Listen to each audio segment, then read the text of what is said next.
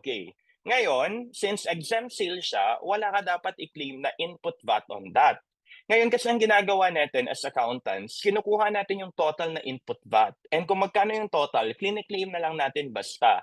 Hindi dapat. Why? If ever we have an exempt sale, we should remove the amount of input VAT attributable to the exempt sale.